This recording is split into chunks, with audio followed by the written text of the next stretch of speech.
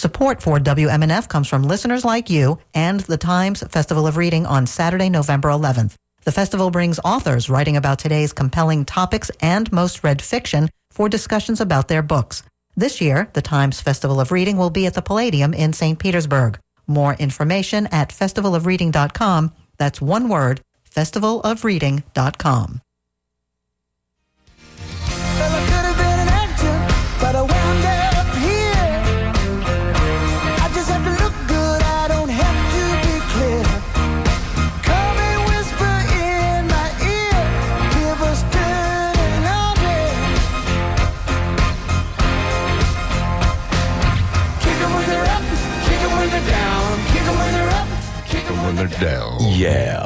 Hey, good morning, everybody. It's Friday. It's a cool Friday outside, too. Finally. Those of us that have just, stepped outside for the first time and not really kind of thinking about things, the early mornings are cool. They require a wrap, whatever that is, or a light jacket. I just got back from 3 days of lovely, chilly weather in New York City. And for those of you who are wondering who I is and the I just got back, that's John Dingfelder's voice, ladies and gentlemen. Well, who the heck are you? There you go. Thank you. You're listening. That's bellworthy. You're listening to Down and Dirty on Friday morning. It's 10 a.m., and you should be here with us because that's where you should be each and every Friday morning. My name is Mario Nunez, and today we're going to be covering a couple of different topics, which we always do. Hot topics, things that we think you should be in the know of. But first and foremost, how was New York? Oh, it was wonderful. Got to spend, go trick-or-treating with the grandkids. There you go. It was so nice up there. And just, actually, they're in a lovely neighborhood of Brooklyn, or Brooklyn, As they say. Brooklyn. Come on, you can do better. Anyway, we had a great time, and but it's nice to be back in the loving arms of my wife. There you go. So you flew solo. Yeah. Okay. I really All thought right. you were going to say the loving arms of Mario. Easier. That's not bellworthy. Easier to navigate those, the airports, and when you go solo. Yeah, I'm thinking well, you go with an You can entourage. move fast, Yeah. even with my bad knees. That's right. But, it's funny. I was listening to her talk about reading, what is it, reading month or reading something or other. Mm-hmm. And I bought a trash novel, a John Grisham trash novel, and I was reading that on the plane. Is that an oxymoron? I don't know. Does Grisham write trash Well, it novels? wasn't totally trash. There you It go. wasn't like soft porn trash. But There- it yeah, was legal. It was a law Drugstore novel. It just- was yeah. a law novel, law trash. There you go. Law Paperback. trash. All right. Paperback. John Grisham wannabe. Soft. There you go. So, and it was a good flight back and forth? Yeah. Okay. Delta. Is that your old? No, American for sure. Excuse me. But listen, they fly out of here. Delta goes north, south, east, and west out of here. They got a big presence The at Delta TIA. return was very nice. JetBlue, Well, it was okay. It's about convenience of schedule, My I would goodness, they think. can cram a lot of people in there. And they do. Yeah.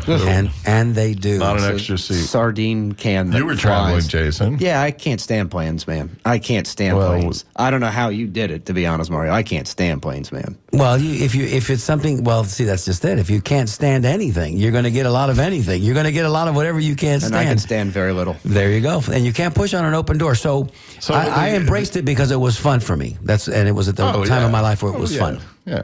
It's a different thing. Travel. It's a different thing being crammed in a seat for 3 hours. You're up working. You're saying hello. You're a very social guy. Not to mention when you get to where you're going, you're there.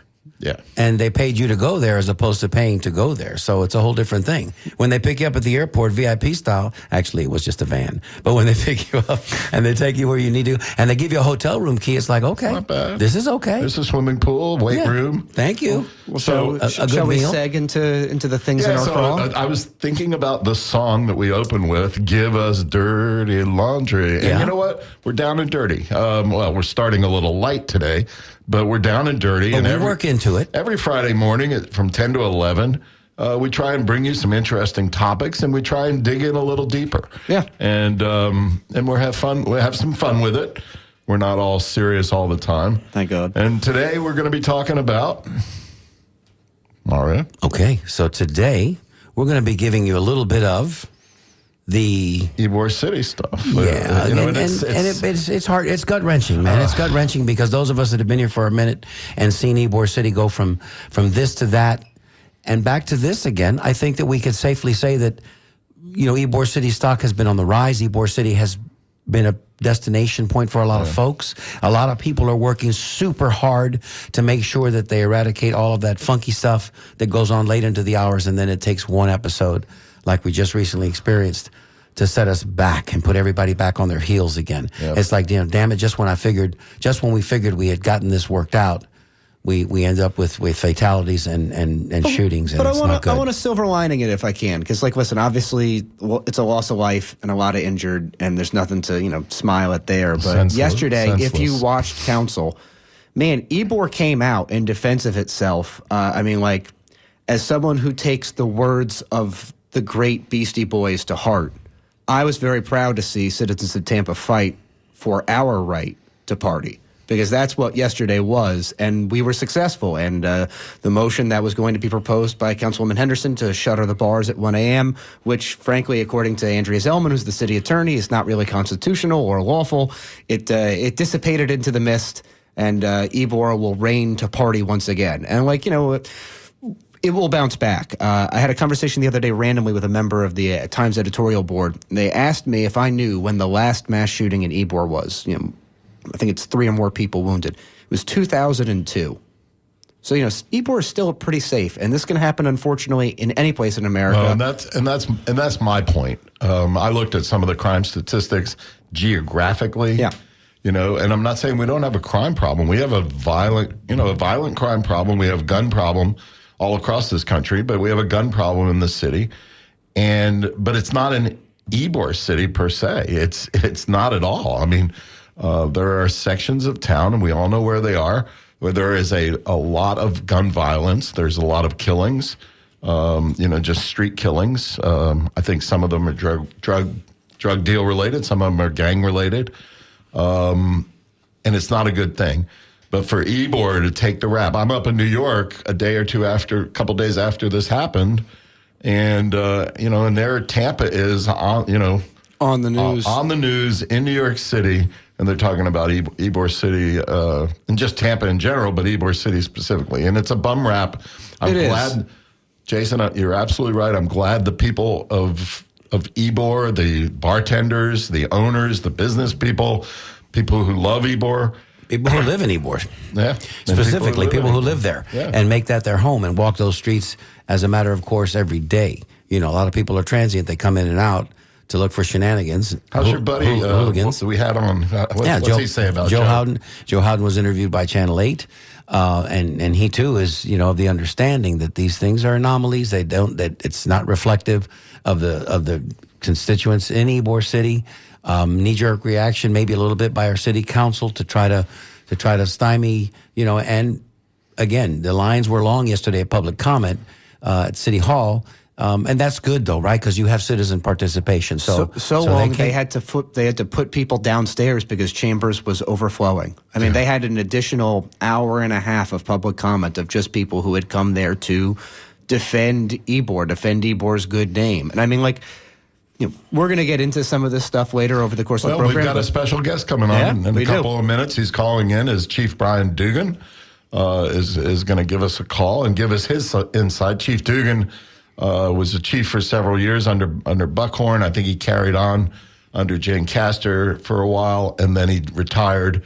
And that now he's free to say pretty much anything he wants. Which is wonderful. And if you'd like to join our conversation, we'd like to hear from you. Call us 813-239-9663. Irene is standing by to take your call. You can always email dj@wmnf.org, or you can text us at 813-433-0885. We figured that today's conversation is very prescient, and it's one that everybody has an opinion on. Ybor City has always been someplace mystical, magical, different, and it's evolved over the years. We talk about it here pretty frequently on the show that everybody has their version of Ybor City. Everybody's got their own Ybor. And most of it is romantic, of course. People of a certain age, different genres, different generations have their memory. And of course, the young whippersnapper at the board, he's got his right to party. He wants to fight for his right to party, which is all well and good. You and I want to fight for our right to sleep. We want to fight for our right to stroll down La Avenida, as it were, and take it easy. Take it easy. easy there, big fella. So join us on the conversation. Again, that number is 813-239-9663. Yeah, and we have our special guest caller calling in right now. Even while Chief Dugan is on the phone, you can call in and ask him questions, ask us questions. 813-239-9663. Go and for let's it. bring in our guest. Chief Dugan, are you there? We're so happy that you are.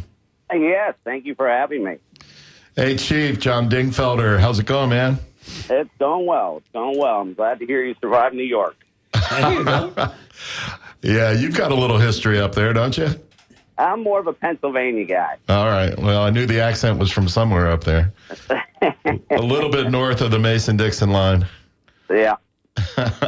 Chief, how long have you been retired now? I can't remember. Believe it or not, it's been 2 years. Wow. It's flown by. To be completely honest with you, which I think I usually am to a fault, but there is parts of me that misses it, and there are parts of me that is so glad I'm out of there. I like to say I miss the inmates, but not the prison, but I don't miss all the inmates. It must be quite a task just managing what is it 1,000 members of the Tampa police force. Yeah, they're up to 1,000 now. I think I had 980, 975, something like that, and then you have a total of 1,300 employees, and it's an interesting task being the chief of police and trying to hold cops accountable, try to keep the community safe. It's a delicate balance. It's a little bit of an emotional roller coaster, and I used to say it was probably one of the loneliest but best jobs I ever had. Yeah, I mean, just the day-to-day work, the day-to-day position is taxing, and then all of a sudden you get Super Bowls, you get Gasparilla parades, you get shootings in Seminole Heights that put you on the map, I know. Then life goes crazy, right? Yeah, there's no doubt. There's no doubt. You're just, you wake up in the morning and you go, okay, I'm going to address these problems, and then something happens, and that to-do list went out the door, and you had to reprioritize. And unfortunately, sometimes you don't ever really get back to that original to-do list. So, cutting to the chase on, what is it, about a week ago, Saturday night? Correct. Less than a week ago, I guess, on Saturday night. 2:47 in the morning on Sunday, technically. Yeah, Sunday morning. And that's our infamous Jason Marlowe chiming in over there. Keeping time. But, we had that tragic shooting over there, and it probably reminded you of some of the things that you went through. When did you first hear about it, and what were your feelings? I was in Orlando doing what I do best nowadays, drinking and playing golf. And when I got the text about it, it one broke my heart, but also kind of outraged me because I spent 31 years at the Tampa Police Department. Thank you. We have gone back and forth. Thank you. And we've gone back and forth about Ybor City, and it's truly a gem of an area. I think as a country, we sometimes fail to protect our history. Ybor has done a good job of trying to do that. But it certainly is a challenge on how you police Ybor, how you keep it safe. When you have that many businesses, everybody has their own opinion how things should be done.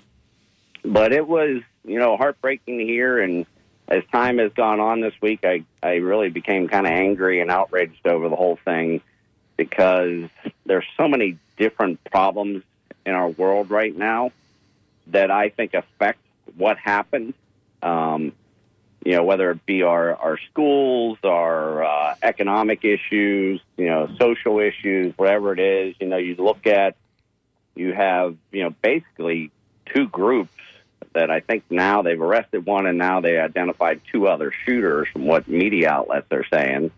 So now you have three people who are shooting at each other. Fortunately, I shouldn't say only, but we're lucky it weren't more people were shot. Just innocent bystanders, right?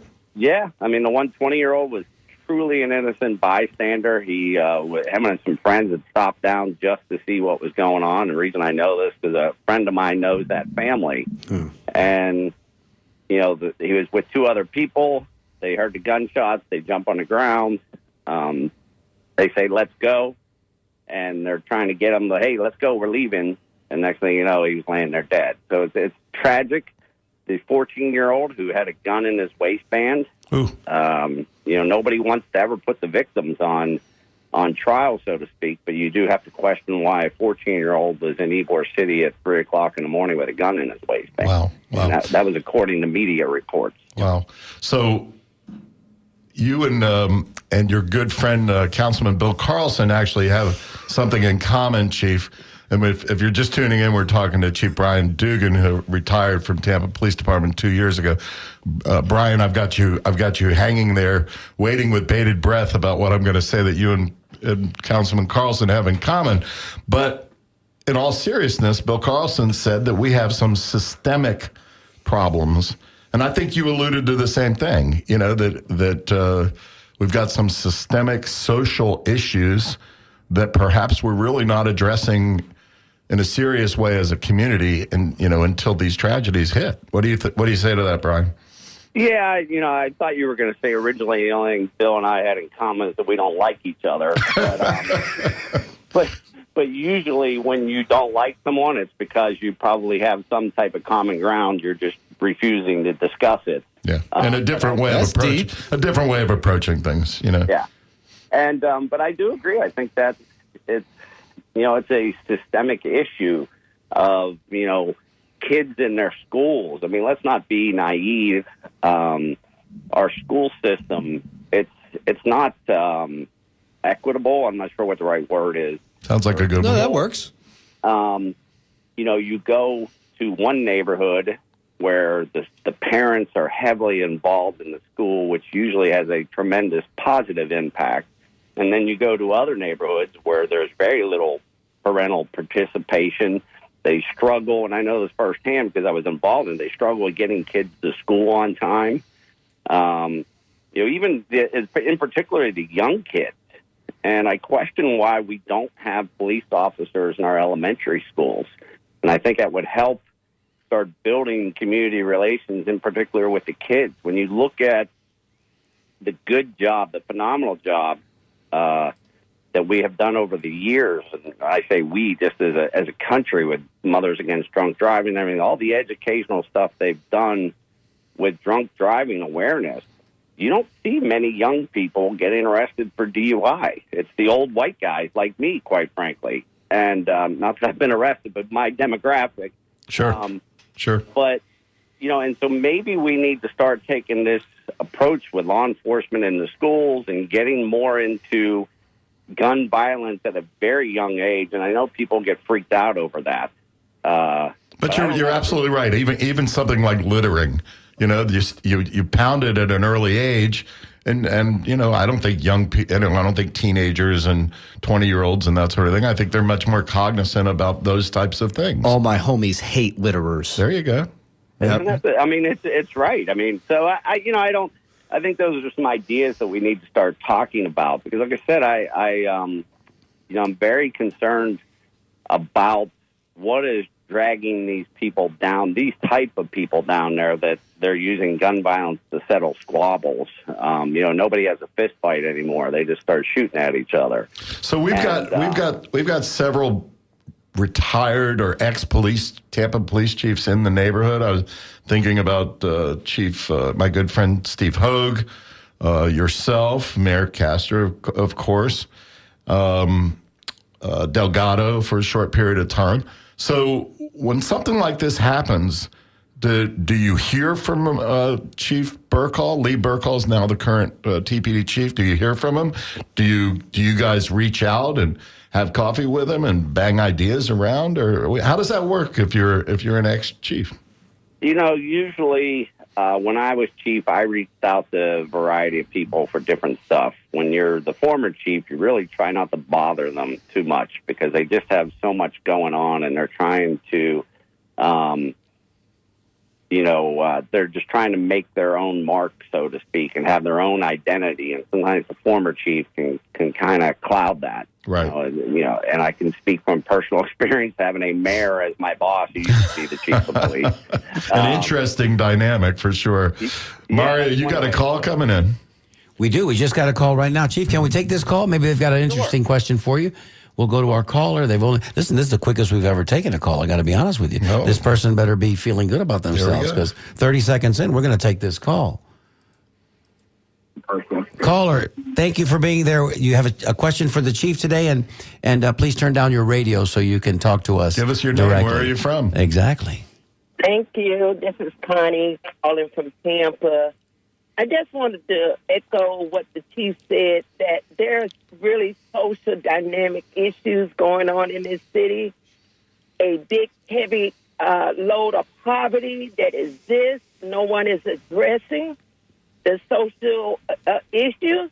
And also a 14-year-old child, and when you look at the heavy-handed suspension and expulsion that is happening with minority children, no accountability there. So until we're willing to have honest discussions, we're going to see 14-year-olds, 15-year-olds acting irresponsible because adults are running away from issues. Thank you. Connie, thank you for your call. We appreciate that. That was Connie calling from Tampa. Good points all. And Chief? Connie, I think we all know who you are. I'm not going to out you on the radio, but I appreciate all you do in the community. You have been outspoken. One of those activists who shows up.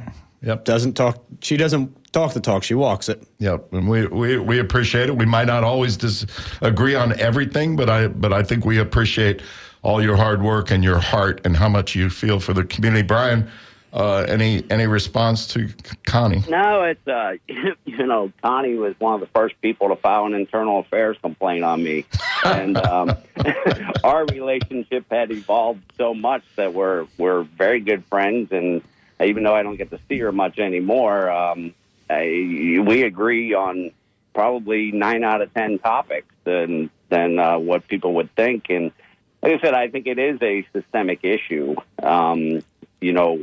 If some of these kids and people in general had jobs, I will never forget as a young cop making an arrest at some nightclub on a Friday night, and we arrested one person but not the other. And really, the one person that got arrested because he refused to leave. He'd been drinking, and that's usually what happens. You're drinking, you're not usually have your wits about you. And I remember the judge asked me, "Well, why did you arrest him and not the other guy?" And I said, "Well, because the other guy cooperated and left, and he refused to leave." And he kind of looked at me, and I said, "Well, Your Honor, if we arrest everyone who acts like a jackass in a nightclub on the weekends, nobody's going to be available to go to work on Monday." And sometimes that was the only thing that really kept people out of going to jail, was they realized, like, I can't spend the night in jail. I have a job I have to be at in the morning. And I just think it's such a much bigger issue as to why we're having some of the problems we're having in the world today. Well, can I ask, if you don't mind, your reaction on Councilwoman Henderson's motion yesterday, like whether or not you would be supportive, or if so, yes, if not, shutting down early of shutting eBoard down? I mean, obviously, it can't be done as explained by Andrea Zellman, the city attorney. But like, would you have been or not be supportive of that kind of motion, having your experience? I would have been in support of it. And there was a letter to the editor, or an op-ed, I believe is what they call it, by Daryl Shaw, one of the main investors in the area, and he had also suggested it. I was looking at it as a temporary pause to buy some time for the community, the police department, the businesses, and Ybor to try to find a common ground. I don't know. Like I can tell you, I would expect this coming weekend will be the safest weekend in Ybor in years, because there's probably going to be cops everywhere. So I'm kind of torn on that. When I watched yesterday, or listened, quite frankly, a lot of the council things. When I hear business owners and bartenders talk about how it was going to affect their wages, which I agree, I totally get that. But you don't think this shooting of 18 people affected your business, I mean, trust me, you're going to lose business if these type of things continue to happen. The only thing that bothers me about it is sort of using Ybor as a scapegoat. Yes. Because Brian, you can tell us better than anybody that, there's a lot of shootings going on elsewhere, not every week, but every couple of weeks. And, and it's not on 7th Avenue in Ybor City. It's elsewhere in town. What are we doing? What are we doing over there? Anyway, Mario, you got another... I do have another caller, but I've got a quick question for the chief. Chief, sure. Last week we had the Firefighters Union representative in here, and we were talking all things firefighting. And I came up with, I thought was a brilliant question. Must have been brilliant. I thought it was, and it was something like, hey, whatever happened to the hook and ladder? And of course, we chuckled in the studio because kids of a certain age who aspired to be firefighters always wanted to be on the back of that thing, driving that thing, because it seemed like the coolest job on the force. And so my question as it relates to the police force is whatever happened to the paddy wagon? And the paddy wagon, I'm going to ring a bell for the paddy wagon, because I'm thinking if we can bring something back like that, not only does it wax nostalgic, but if you parked one on one end of 7th Avenue and one on the other end of 7th Avenue, it's just a gentle, subtle reminder that the force is in the house, and that if you act a fool, we're going to get you in here and we're going to whisk you right away. It just seems like those kinds of presence, whether it's mounted police or whether it's the cop on the beat who's walking and he's down in the trenches, so to speak, that presence, it can and I think at some point should deter. Chief, what do you think about that paddy wagon? Well, I can tell you clearly need a 101 lesson of political correctness. You can't call it a paddy wagon anymore. All right, okay. Well, okay. All right, well, school the rest of us. I don't know what the origin of the word paddy wagon is, but... I could tell you that it's a slam on the Irish, but as an Irishman, we use it as a badge of honor. Doesn't bother us, but it's now we have to call it a transport wagon. But no, I get what you're saying. The problem with those type of things is you have to staff them. It can become a little bit of a problem where some drunk buddy is inside the paddy wagon. They end up sitting there for an extended period of time, and it becomes complicated. But I get what you're saying. I think you're talking more of a police presence. And deterrence. More police presence and deterrence. And forgive me for my ignorance. I guess you can tell I'm a certain age, because if you can't use that term anymore, what are we supposed to call that thing now? The transport wagon. But in all seriousness, You've got. I got the chief to chuckle. That was my intention, Chief. I just wanted to tickle you a little bit on that, Brian. Start singing Irish eyes or smiling. Hey, let's go. We can do that. But in all seriousness, I think I read, Brian, that weren't there 50 cops out there, in a small area of Ybor City, right? The other night. Yeah, that's what the mayor had said. That is what the police department is saying. I don't know. Yeah. It's. The problem you have with these type of things is, and John, you know better than this, how do police departments keep people safe without over-policing? You're more than familiar with anybody about the whole Biking While Black scandal. And I think that was more of a lack of communication from the police department than anything else, where we didn't explain it properly. Now the DOJ is investigating the crime-free apartment housing thing. Renting while black. Yeah, that is a little bit frustrating for me because I don't know if Miss Connie's still listening, but I sat down with her and Yvette Lewis of the NAACP, and we discussed a lot of things and made some changes to the program. Right. It's one thing to commit a crime on the property of a apartment complex. You can't have residents running around selling drugs and jacking each other. Those are certainly grounds for an eviction, in my opinion. But when we were reporting, and this was a national program, but when you're reporting that someone is shoplifting at the local 7-Eleven, why should that affect who lives in his apartment? Sure. So we did make some tweaks like that. I don't think it was carried out like it should have been. But yeah, so the point is, every time law enforcement, in particular in Tampa, and look, I was part of these things. I'm not dumping this responsibility on anybody else. But anytime we try to do something a little out of the box and everything, you have to be careful that, the perceptions, you have to look at the data. And we didn't always have that type of information available. And sometimes with so many things in life, what starts off as a good idea usually kind of ends up being, boy, that wasn't such a good idea. Yeah.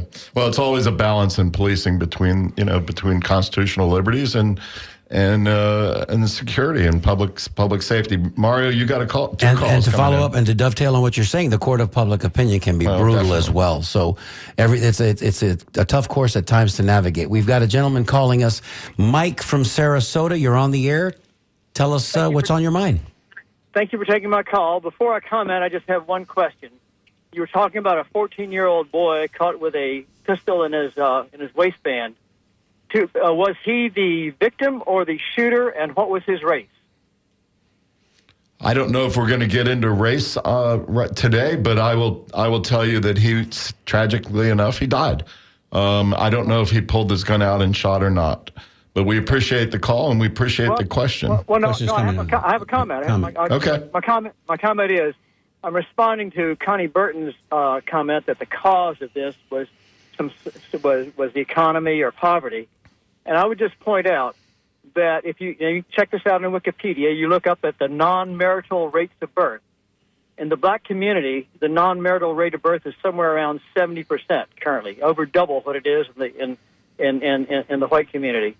And I would guess that if you have a 14-year-old boy running around at night, there's a good chance that he's coming from a single-parent home. And so, again, you don't know if he's black or white, but if he was black, the odds are that he did come from a single-parent home. And that, I think, is a huge cause of the violence and the chaos in the black community. Well, I'm definitely not going to get into any part of that on the race issue. I think it is unfortunate on the single-parent home. It happens, and we have to deal with it. But anyway, we appreciate your call. Thank We're going to go on much. to the next. Thanks, Mike, for your call. But I think we do know, right? I mean, it's public information. It's public knowledge. Yeah, He was a black young man. He was 14 years of age. He had an older brother who, unfortunately, the father was interviewed. The father had lost his eldest son, 2 sons. This is the second son to die by gun violence. And Chief, I was going to ask you this earlier. I just didn't get the chance to. It's low-hanging fruit in the conversation about parental participation. This wasn't a question of whether or not he didn't have a father or a father wasn't in his life, but sometimes, some kids just go bad early. They get a taste of the streets a little bit early, and then they become feral in a sense and undisciplined. So, I mean, we know the statistics. Do we not, Chief? Yeah, no, there's no doubt. And look, I'm the one who originally brought up the systemic issues, so it wasn't all on Connie. And so only because of my experience, and John, I don't want to put words in your mouth, but I'm sure you would agree because of some of your experiences that, but we still have to have individual accountability. And, it's just very frustrating for me that, a young kid being down there. And like I said, I really don't have answers, but it's very frustrating. And the first thing you think about when you hear a 14-year-old involved is exactly what you said at the outset, Chief. What is a 14-year-old doing down there at 3:00 in the morning? I think that's where the conversation. Well, I think gun or no gun. I think that's where the conversation needs to start. We've got another caller here. Let's go to Doug in Tampa. You've been waiting for 5 minutes. Thanks for waiting patiently, Doug. You're on the air. No problem, Jim. It's always a pleasure. I want to thank Chief Dugan for everything he's done in the past. We miss him at the Carroll at Home Depot. Every time he comes in there, I make sure I find him so he knows who I am. Jeff's question. Everybody has been talking about gun control for years, and nobody's wanted to implement a plan. If you were the liaison to try to help fix this, what could we do? Because we know whether it's Ybor City, Lutz, Carrollwood, South Tampa, if you want a gun, you can get a gun anywhere. So I'm open for that. How can we fix this problem when everybody, even at the White House, everybody talks strong games, but nobody's implementing any plan of attack? So I'm just going to hush and let you take control. Thank you. Thanks a lot, sir. Thank you, Doug. Yeah, I can tell you the two things that this country is never going to come to a common ground on, and that's gun control and immigration. Now, we could probably add abortion and mental health issues to that, but I can assure you those are two things we're never going to come to into an agreement. The last time I had checked, I want to say, according to Google, there were 300 million guns in the U.S., and that, let's just say they're off by a couple million. Does it really matter? The gun control, that horse has left the barn, in my opinion. You're never getting, if they stop manufacturing guns today in the U.S., we still have 300 million out there. You're never getting them back. And, one of my things is, I think we need people control, quite frankly. And, I always say, I'm not worried about the person who's on antidepressants and has a gun. I'm worried about the person who should be on antidepressants and have a gun. And this is what I was talking about of our elementary schools, of talking about gun violence and conflict resolution, because that's the only way I see us out of this, is because we're not getting these guns back. And, we can argue about high-capacity magazines and everything else, but what's interesting is both of these guns, according to the media, were stolen. So it's not about gun control, so to speak. It's about people control. People need to lock their guns up and everything. A little-known fact about the Seminole Heights case was that guy went to a local gun shop, legally purchased the gun, did the standard 3-day waiting period, picked up the gun, and 2 days later started killing people. So I don't really have the answer, but I can tell you we're not getting the guns back, and that's why I think we need to go back to educating our youth. Well, I have one comment on that is, and you alluded to it briefly, is this automatic, I don't know anything about guns, but this automatic weapons, the magazine that's able to high capacity, mm-hmm. and you can kill or injure or wound a lot of people very quickly. Bump stocks and suppressors, and 20 years ago, I think it was under Bill Clinton, we had a federal law that that prohibited that. I don't know how you felt about it. If you thought it was effective, Brian, you were probably out on the streets back then. But I think it'd be wonderful as on a federal level if we could get back to at least addressing that. Yeah, the high capacity magazines. The reason I brought that up because that is a concern. I'm not a huge gun control guy because both of those people should not have had guns on themselves. I mean, I don't know how much video you saw on social media. There was one guy, he pulled a gun out. I mean, I think he was using it for protection, but I just find it strange that so many people, in particular in Ybor City, after 1 a.m., the number that are carrying guns is pretty frightening. So that's the thing. It's the high-capacity magazines are a concern, but the number of guns that are out there, and like I said, so many of them, both of those guns were stolen, and so many. It's amazing to me that people would put a gun in their car and then not lock their doors at night. Oh, yeah. And that's how a lot of these guns are recovered. Most of them are stolen. Chief, our conversation today has inspired many callers, and we're grateful for that. We're going to take another one presently. Marlo is calling from Tampa. Marlo, you're on the air. Do you have a question or a comment? More of a comment, and thank you for taking my call. When you start talking about people being killed by guns, you have so many different situations. And, because you have mass shootings, which are definitely those guns that have been altered are able to shoot many people at one time. Then you have the situation like you have in Ybor, which is definitely something that has an economic background on it. And then you have people who are mentally ill. And there's so many different things that you have. And you're right, you're not going to get the guns back, but you can probably control bullets. That's Chris Rock wants something that we always have bullet said. control. Yeah, we've always said that. You know, the guns are fine, but what are you going to do with the gun if you don't have no bullets? You're going to have to throw that gun at somebody or club them over the head with it, presumably. And there's no chivalry. There's no chivalry in pulling out a gun and just shooting somebody from across the way. If you want to make a point, I've always said, get up close and personal and either put your hands on them or, the old days they would unsheath a weapon, a sword, and then they'd have, a knife fight or Down and sword, Dirty endorses bringing back swords. Or sword play. Well, it's an interesting idea, controlling bullets. I made the chief laugh. There we go. Now I made the chief laugh. We're 1 for 1. But it might be the only way, the only solution, perhaps. Obviously, Congress is a long way away from doing anything. Consensus. Consensus on anything. Out, Mario, even talking about it. You have a constitutionally, you have a right to have a gun, but there's no constitutional right to bullets. Or to the high capacity, the ability. I think that's where you put the officer on the beat, you put the officer in uniform at a distinct disadvantage. The chief can speak to this personally. Is when the criminal doesn't have to reload, drop a clip and reload. That's a problem. That's a problem when you've put the advantage squarely in the hands of the criminal, who obviously doesn't care about much going into whatever the situation is. Marlo, thank you so much for your call. We appreciate you.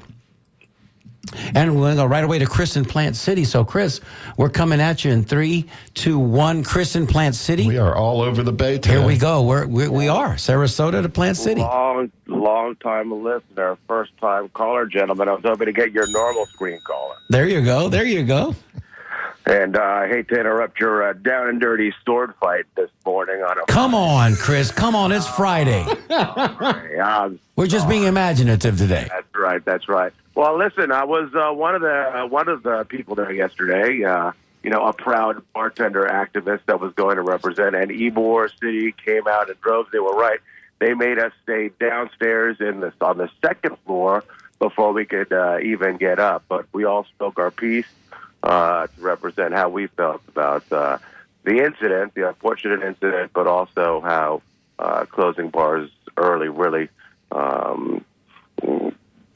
had no bearing on it. This was, a kid who wasn't frequenting the bars. It was just an unfortunate incident that happened on 7th, but really had nothing to do with someone being overserved or anything like that. As far as I know at our establishment that at most we take that security seriously. We've got cameras everywhere in our establishment. We're cognizant about who we serve and how much we serve. So, and you never told me about the cameras. I'm going to have to be a little more careful next time. Yes, that's correct. The spirit of the Beastie Boys lives on in you. Throw the water at the bar. And suffice to say, Chris, nobody reads a room better than a professional barkeep whose job it depends on making sure that he knows exactly where and why and who and when. You guys do that job, and really you're kind of the eyes and ears first and foremost, right? If things get a little bit wobbly and wonky, then you've got to maybe activate the alarm system because something's about to happen, and of course your personal safety is paramount. So it starts with you, and then it goes there through the room in which you're working, and then certainly spills out into the street. Am I close? Yeah, absolutely. And one of the things that I brought up to council that few others did, or maybe they did after I got up and spoke. But there's a Facebook group that all the local spots kind of can keep each other abreast on. So if there's if there is a customer who's had too much to drink or has been walking around, or say someone skipped on a tab when someone wasn't paying attention, we alert all the other people in the area from all the way up and down 7th and 8th Avenue. So that's amazing. Leveraging technology, Bolo. Leveraging technology. Yeah, we're all paying close attention to. We've all got each other's back, and it was good to see a whole bunch of friends.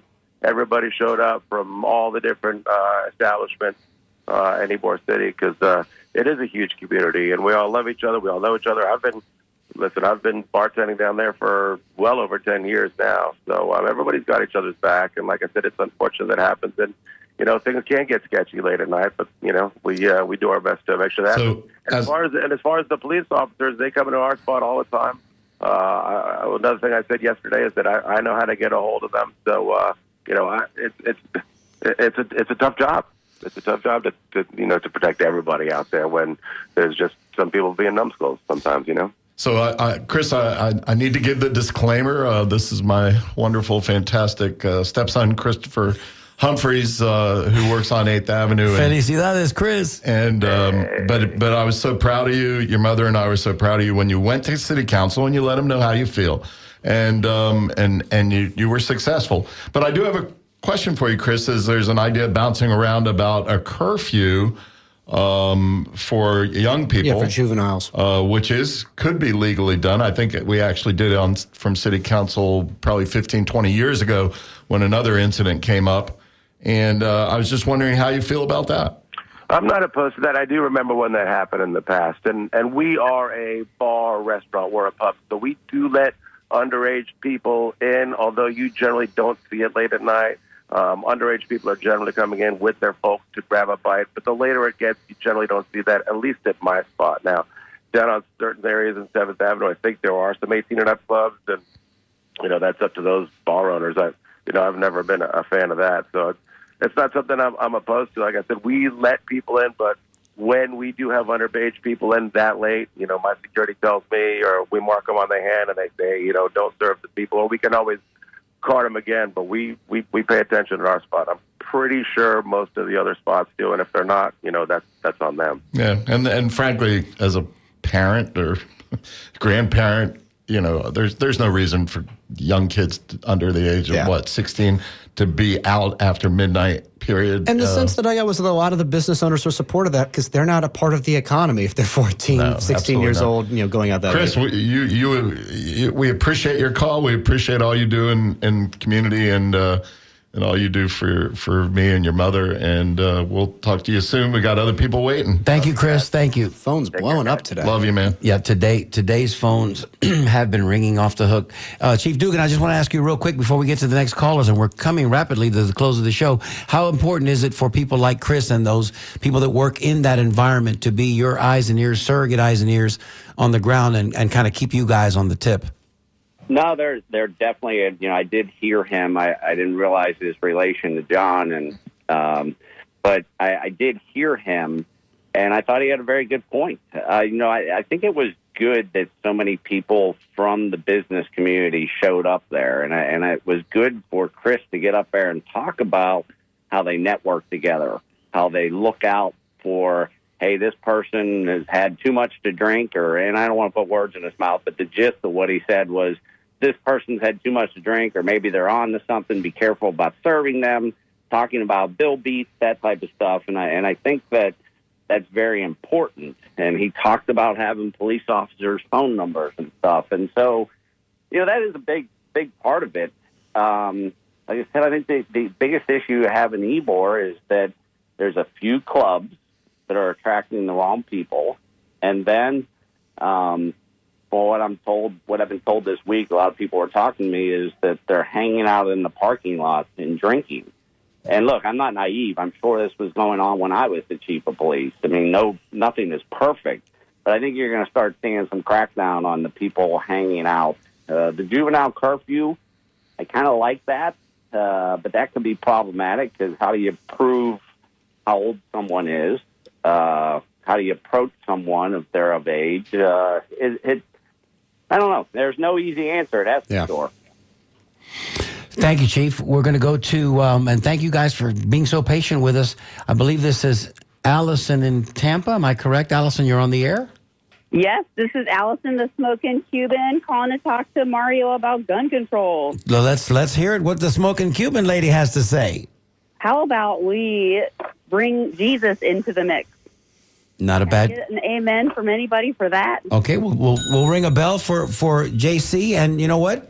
I think that goes to what the chief was talking about a little bit earlier too. Is just information, imparting information to the kids when they're little, and it doesn't have to be indoctrination necessarily, but at least letting them know the importance of gun control, and it can come from any area. Morals and values. Morals and values can come from church. It can come without church. There you go.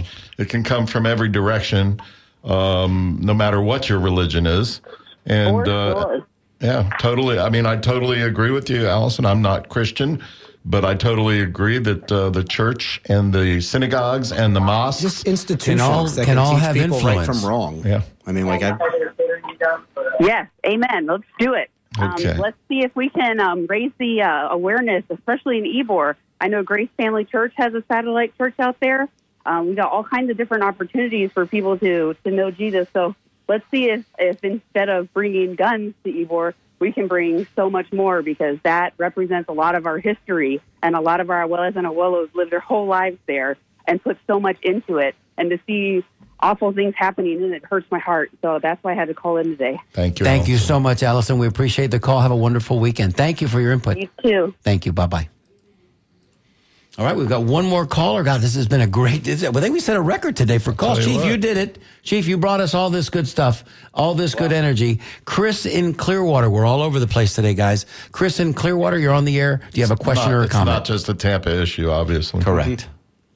Yes, it's an international issue. If we're going to be attacked, I think that the citizens ought to be armed in order to be able to defend themselves. And you look at Israel's security minister, Itamar Ben-Gvir, says that he took to social media along with his wife saying that promoting loosening Israel's strict gun control regulations that might have protected them. And we need to be able to protect ourselves. I mean, if you look at Israel, and, well, first of all, listen to Dr. Fred Harvey on Mondays on your station there. He's warning about the fact that our DNA has been changed in order to continuously produce the spike protein that's caused so many health problems. And according to Israel's own data, it's great expense to their own health. You look at the generals in Israel who are saying that they cannot find healthy people to enlist. And so they're going to have to depend on bombs and robots. I think that that's quite intimidating, that, if they're going to have any hope of defending themselves, they're going to have to do that. And so, you look at that Israel is occupied by the multinational corporation without allegiance to any country known as Pfizer, where they've required all their citizens to receive the Pfizer shot that's continuously producing the spike protein in people's bodies who've taken it, a liability-free product of the COVID shots that's forced onto a whole population. That's fascism at great expense to their health and lives, as I said, according to Israel's own data. All right, Chris, you've gone a little bit astray on your topics. We appreciate your call tremendously, and we look forward to hearing from you in the future. Thanks a lot. We've got one more. Shall we do it, boys? Last call. Last call. Remy from Orlando. We're all over the place today, boys. Remy from Orlando, you're on the air. Thank you for the last call. Thank you for having me on. I wish you all a great weekend ahead of time. The horrible, senseless violence that we're seeing more and more often, it is a tragedy, and we hate to see it so close to home here in Tampa or anywhere for that matter. Everyone in this nation is just so charged up and upset with each other. It's either one side or the other. And, rent has gone up, cost of food has gone up, and it just seems like everyone's just more and more hopeless. And when you have hopeless people, they do desperate things. They don't have money to take care of their kids. They'll go out and do desperate things. Tensions rise. We see shootings.